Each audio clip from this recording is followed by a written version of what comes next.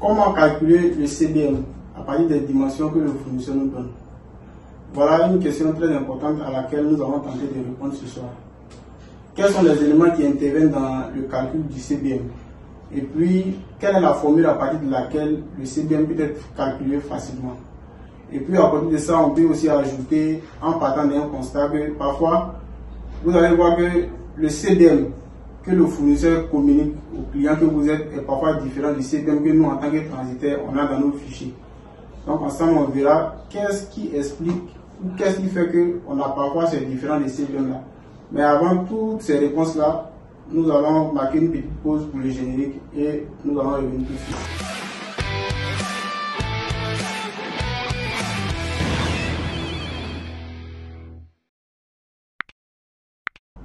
Alors, pour ce qui est du calcul du CBM, nous savons que le fournisseur donne les dimensions avec 3 éléments: la longueur, largeur et hauteur. Parfois, ça peut être en centimètres, parfois, ça peut être en millimètres, parfois, ça peut être en mètres.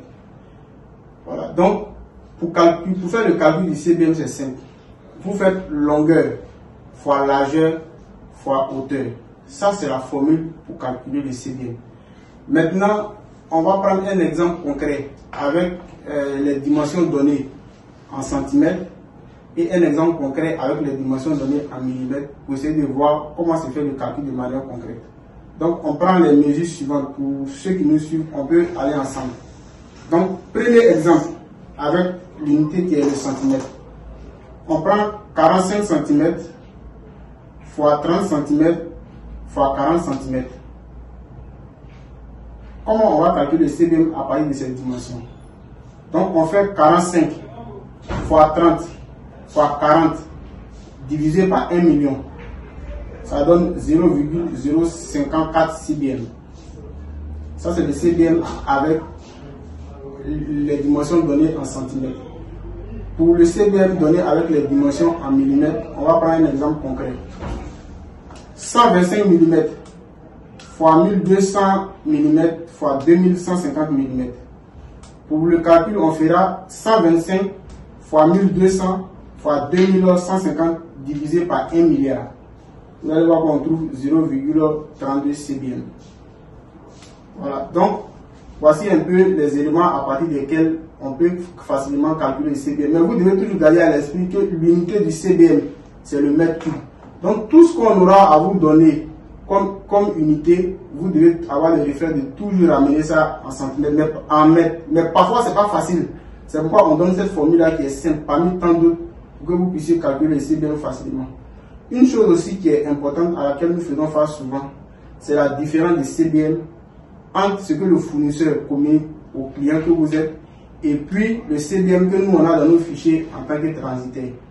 Donc ensemble, on va voir quels sont les facteurs qui font qu'il y a variation de CBM pour que nous tous nous soyons au même niveau pour éviter les incompréhensions. Voilà, donc comme mon collaborateur venait de l'expliquer dessus, il faut dire en termes de CBM, il y a beaucoup d'éléments qui sont à côté, donc il faut véritablement expliquer pour que vous puissiez bien saisir ça. Comment l'obtenir d'une manière claire? C'est dans les échanges avec le fournisseur sur Alibaba. Lorsque tu commences à contacter le fournisseur sur Alibaba, il commence à causer avec lui. Quand tu commences à échanger avec le fournisseur, c'est simple. Si c'est 100 paires de chaussures, par exemple, que tu achètes avec le fournisseur sur Alibaba, c'est de demander au fournisseur les 100 paires de chaussures. Lorsque tu vas l'emballer, tu vas le mettre dans un carton, quelle sera la dimension? Parfois, le fournisseur peut vous donner la dimension en centimètres, il peut vous donner la dimension en millimètres, comme il peut vous donner la dimension en mètres cubes. Quand il vous donne la dimension, c'est simple. Comme mon collaborateur l'a expliqué tout à l'heure, si c'est en centimètres, vous calculez, vous divisez fois 1 million. Si c'est en millimètres, vous calculez, vous divisez en 1 milliard. Si c'est en mètres cubes, déjà vous allez voir, il peut mettre par exemple votre colis, si on met dans un carton au total, ça vous fait par exemple 0,1, 0,2, 0,3, 0,4. Mais attention, il peut venir vous dire par exemple que ça fait 0,02 ou bien 0,6. Quand il vous dit ça, vous comprenez que non, c'est en dessous de 0,1. Voilà pourquoi avant même de pouvoir échanger avec eux, il faut avoir un transitaire déjà et connaître le grille tarifaire de ton transitaire. Par exemple, les transitaires, il y en a plein. Il y a d'autres transitaires qui prennent minimum 0,1. Quand on dit qu'il prend minimum 0,1, c'est les facturations commencent à partir de 0,1. Il y a d'autres à partir de 0,5, 0,6, ainsi de suite.